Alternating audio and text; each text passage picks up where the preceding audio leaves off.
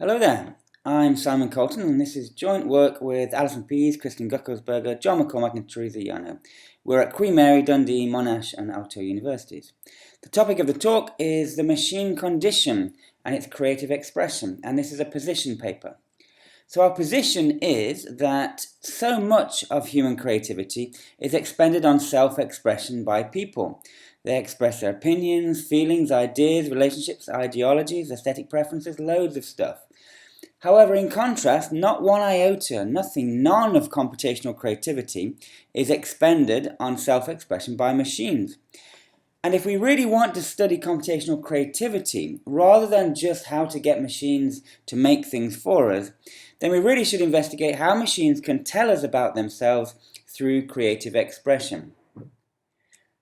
The basic idea is that machines have experiences. That is, they affect the world and are affected by it. So let's identify the most important experiences that machines have and call them life experiences, without having to pretend or argue that machines are actually alive. Then machines can make artifacts such as paintings, poems and games in response to these life experiences, and they can do so for the primary purpose of communicating what it's like to be that machine and or a machine in general. And to capture this, let's introduce the notion of the machine condition as a parallel to the human condition and as a context for self-expression by machines. Now, why would anyone want to do this? Well, most importantly, everyone, including computer scientists, need to understand machines more. Machines are so pervasive and important, and their operation in and on the world are too complex for general understanding. We can understand machines at many levels, like their processing, output, impact, presence, but we never ask the question what it's like to be a machine. Secondly, why anyone would want to do this? Well, computationally creative systems in the arts, we believe, will struggle to seem authentic if they write only about human experience. In contrast, machine creations about machine existence might actually be an interesting and authentic addition to culture, so it could help us in computational creativity. This idea follows on one particular line of thought.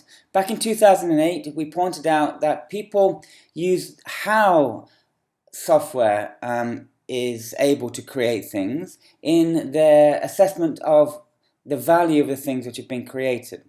And given this, in 2012, on the notion of framing, we decided that machines should actually tell you how and why they've made something, what they think of it, how it fits into a broader context. But there seemed to be a big hole in this with the why question. Software and machines in general never really have a reason to create. So based on a particular example by Christian Guckelsberger on empowerment maximization, we addressed the broader question of why machines should be creative in the 2017 paper. Finally, in 2018, we pointed out that software and machines writing about human experience, such as childbirth and so on, is horribly inauthentic. And at the end of that paper, we suggested that machines could record aspects of their own presence in the world, their own existence, and then make poems, paintings, and video games about that rather than about human existence. And that could be a way around the inauthenticity problem. There are two other contexts in the paper that you might be interested in, particularly in respect to explainable AI and explainable computational creativity that Teresa Llano is pioneering, and also with respect to computational creativity evaluation and philosophy context. Please do look at the paper for that. It's important to point out that I'm not trying today to close the gap between people and machines with respect to things like personhood and self and general intelligence. Machines are definitely not people, and that's going to be the way things are for a long, long time. So it's easy to argue that talking about machine self-expression, we need to have a much more concrete understanding of a machine's self, and therefore consciousness, and therefore self-awareness and so on. But really, I don't think we need to do that. There seems to be no reason for a machine to be conscious in the human sense, for it to be able to communicate to us aspects of its own existence through creative production. Machines do exist. They do have experiences, albeit not in the human way. So we can draw on the way that people communicate about themselves, for instance through making art, to help us understand machines, without worrying at this stage about whether a machine will ever be like a person. So let's move on to the machine condition. In overview, we are going to take a look at the philosophy around the notion of the human condition, and use this to suggest a structure to characterize machine experiences. Then we're going to set out some caveats and expectations for initial inquiry into the machine condition. And then within some umbrella terms, we'll motivate and catalogue some types of experiences machines could have. And finally, make some suggestions about how machines could express aspects of their existence through the creation of artifacts in response to a specific experience that they were part of. So we did draw from the human condition, and if you look in the paper, we have sketched briefly some aspects of what people think the human condition is. But this is a big area. So have a look at philosophy, religion, literature, science, politics, the arts. Everybody has had a go at what it means to be human and what the meaning of life is, etc. One particularly interesting point of view is Hannah Arendt's view on the human condition, and she splits the consideration into the vita activa and the vita contemplativa. And the vita activa is the one we're going to concentrate on here. This is what people do, how the world affects them, how they affect the world, rather than the vita contemplativa, which is the inner workings of the mind, cognitive thought, emotions, and so forth. We're going to avoid that one because we don't want to get into, at this stage, the notion of machine emotions, machine thoughts, machines' opinions. These are all too controversial. We're going to look at what machines actually do, how they affect the world, and how the world affects them. So, having looked at the human condition and how people have written about this, we came up with a very straightforward hierarchical view as follows. There are a small number of underspecified but important concepts such as growth, death, conflict, aspiration, and love, and we'll call these umbrella terms. Within each umbrella term, we can have different categories of experience. So the category of death could include experiences related to categories such as grief, mourning, pain, loss, and dying. The umbrella term of death includes experiences related to categories such as grief, mourning, pain, loss, and dying. And then within these categories, individual events can be categorized. So within the category of dying, you might put the experience of witnessing a murder, if anyone happened to witness a murder. Or in the within the umbrella term of death, we could have a mourning category, and then we could have the experience of attending a funeral within that category. To ground the discussion, imagine someone writing a poem about a leaf falling from a tree, as an analogy with which to express their grief given a particular event, the recent loss of a loved one. Here, the aspects of the human condition being expressed might include death and love at the highest level, and grief, loss, and mourning at the second level. While readers of the poem may be aware of these notions and have personal experience thereof, the individual expression of them by the poet may offer new insights. For instance, the poem may allude to or guide the inference of an analogy between the tree losing a leaf and the world losing a person. This analogy may offer something new to the reader, enabling them to understand the particular grief experienced by the poet, perhaps here highlighting personal loss as part of a global loss. We could speculate that a particular reader of the poem might believe it to be rather shallow if the poem only communicated aspects of a leaf falling or a person dying. They might think it deep if it communicated some aspects of the grief of the author or of the notion of grief in general, deeper still if it led the reader to think about the notion of death, and very deep if the poem ultimately led the reader to consider what it means to be human. So we've looked a little bit at the human condition then. So we'll try and use that to have an initial inquiry into the machine condition. So some prerequisites for this are as follows. The machine is a machine. We're not thinking about this as some kind of subhuman facsimile of a person or underrepresented group of people. It's a machine doing machine-like things. We need to work more on the machine itself, but for the time being we're going to say it comprises the software and hardware of the machine, which may change physically and environmentally over time, but it does so with continuity, like people do, so that we're able to grasp the notion of an evolving self. We also have a prerequisite that machines can record experiences with similar or higher accuracy as a person can. And we also say that machine experiences can include at least the following. changes in code, hardware and data, changes in its external computational network or physical environment, and interactions with other people, with other machines and with people. Before we set out some elements of the machine condition, we'll just point out some expectations and some caveats. So the expectation is that life experiences actually happen to the machine for purposes other than harvesting experiences. So we're not interested in setting up a machine in an environment in which certain things happen to which are captured purely for the purpose of expressing them creatively later. We're talking about machines doing real-world things. And we're pointing out that each life experience is reasonably distinctive from day-to-day experiences and reasonably fits into one or more categories of machine existence that we're going to describe in the next couple of slides.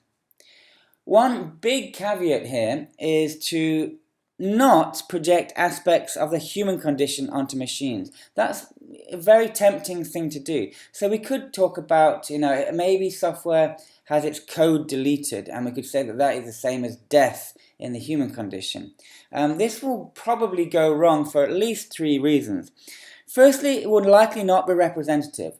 Large-scale code deletion on the scale of death just doesn't happen very often to the kind of machines we're talking about. Secondly, it's likely not going to be a good map. If you're going to map code deletion onto something, you might well project it onto the science fiction notion of wiping someone's mind, because the physical machine still exists. So it's not like death in the very complicated human way. And finally, you'll probably end up serving us to help understand humanity more rather than machines more. It's very easy to project computers and machines in general onto humanity to help us understand ourselves, and that's not the purpose of the purpose of the project here. A final expectation, or a hint really, would be that we might want to focus first on aspects of machine existence that are quite distinct, or the most distinct to human existence. And this might help us communicate what it's like to be a machine by focusing on the bits which are most different to human existence. Okay, so we came up with 5 umbrella terms for the machine condition. And these are aspects of machine existence: transience, learning, humanity, work, and physicality. So with respect to transience, many machines experience change on a scale, variety, and speed that far exceeds that for people. So some experiences that machines might have with respect to transience include new code modules being added or changed, new hardware being switched in, network variation, which is really quite an important aspect, streaming or trending data, which can be vast. Machines can be looking at millions of tweets at once, so the change in those tweets is much bigger than the kind of transience that people encounter. Changes in the physical environment as it evolves around them. And if we can understand the transience of the machine existence, then that might help people to understand inconsistent outputs or wrong decisions made by machines, because their world, their environment around them is changing, and they themselves are changing much more rapidly than we might first think. Second aspect of machine existence is learning. So how a system comes into existence is worthy of self-expression, in particular because of the deep learning revolution that we're in the middle of. So some categories of experience here might include training a new machine learning model, or applying a machine learning model perhaps for the first time would be a life experience. The analysis of the outputs from those applications could well be the large-scale changing of data to be processed, or something more down to earth like RAM or hard drive access. These can all give rise to events which are unusual and life experiences. Could well be addition of code through human programming, or indeed the addition of code through automatic programming such as genetic programming. And if we can understand how machines learn and change and evolve into sophisticated versions of themselves, that may help people to understand how machines operate in general and how they impact on our lives. The third aspect of machine existence we want to cover is humanity. There's no getting around it. Machines exist in a decidedly human world to do things that people want them to do. So we really have to capture the notion of machines being in a human world. Event types here could be interactions with people, decision making, whether it's decision that the machine makes which affects people or vice versa, the communication of information in both directions, and what we call initiative switching. So in a project, at one stage the person might take on the initiative, and in the second stage the software might have more agency. So co-creative production, really. So quite a kind of convoluted point here is that machines are immersed in a world of another intelligent species, absolutely immersed in the human world. However, people are only just beginning to get used to the idea that there are equally intelligent, albeit in niche ways, entities out there, machines. So by understanding how machines exist in an intelligent world of another species might help us to understand how we exist in the world of machines, which are also intelligent. Final two aspects that we've identified of the machine existence are work and physicality. Now, with work, more than anything, machines exist to tirelessly carry out work of value to human society. So more than any aspect, this probably captures what it is like to be a machine. And so experience types here could be software operation, looking at the execution traces left behind by a machine or by a software. Energy consumption, the evaluation of the product of work, and responsibilities, whether a machine has some responsibility, which is unusual these days, or whether the responsibility lies with the human operator. And this, if we understand how how machine work affects their existence, this may help us to reduce frustration when software performs poorly and improve computational thinking in the general population overall, how to think like a machine when it's working. The final aspect is physicality.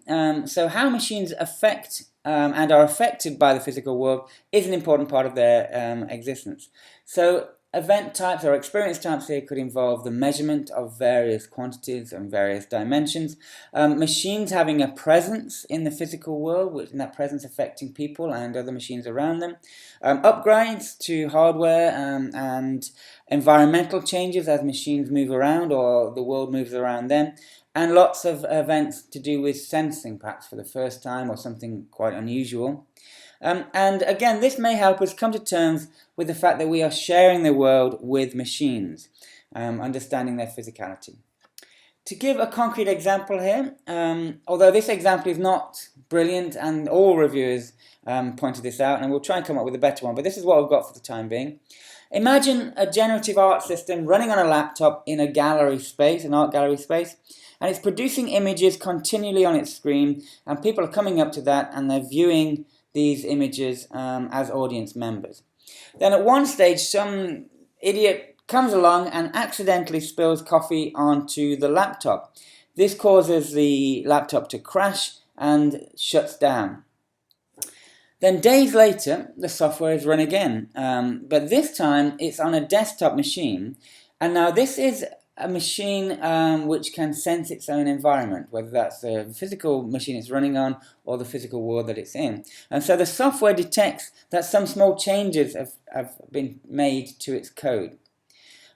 So this machine experience, which is quite an unusual life experience for the machine, this could be used to express elements of the machine condition, including the following three.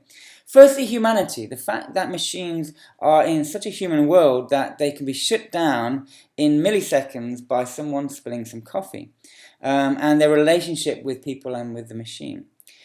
We could also create an artifact to express machine work. So with the software quite happily generating artifacts until it stopped abruptly. And also the lack of responsibility that the software has. It doesn't care whether it carries on producing images or not. And perhaps what would be most worthy of expression of the machine existence here would be transience. What it's like to suddenly find yourself in a completely different physical environment. So again, not wanting to map too closely onto the human existence, but the mind of the machine is now in a physical new reality. And also, there's been changes in the code base which you weren't particularly aware of. These are elements of the machine existence which I think it would be great to for the general public to understand in our technological world. A suggested pipeline for machine expression is as follows. So this is enabling the machine to create something in order to express what it's like to be that machine, or to be a machine in general. So let's suppose a machine records details of the experiences it has in the world. So that's changes environment, interactions, processing outputs, as per the previous umbrella terms. Then it chooses a distinctive, interesting experience to become the focus of a generated artifact. That's a life experience that it's chosen to express. And then it chooses a category of experiences under a particular umbrella term in the hierarchical description of the machine condition that we've just given. Then it makes an artifact in such a way that it might evoke thinking in people of the category, perhaps of the umbrella term, and even what it means to be a machine. That would be a very deep artifact if it managed to do that. And it could also be accompanied by a short piece of explanatory text. We still think that framing is an important element of machine creativity. Just to keep things simple, I think for the first pipelines for this kind of a machine expression, we should think of one machine experience portrayed in a single artifact, alluding to a single high-level aspect of the machine condition. Let's not try and get too expressive or too complicated in one particular artifact generated by a machine.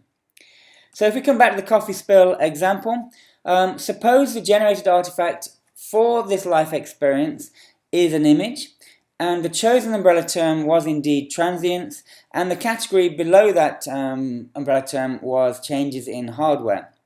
So the machine could take on a literal approach. It could literally juxtapose imagery of a coffee spill onto a laptop as per the picture in the top of this slide. However, this is probably going to be criticized as being not very deep. I mean, it doesn't make you think about the laptop being turned off, about the changes in the code, or being moved from a laptop to a desktop machine. So it doesn't really allude to any higher level concept. Now, the paper doesn't go into much detail about pipelines, and this is definitely future work that we need to do. So there's an open question. What are more specific pipelines for creative expression?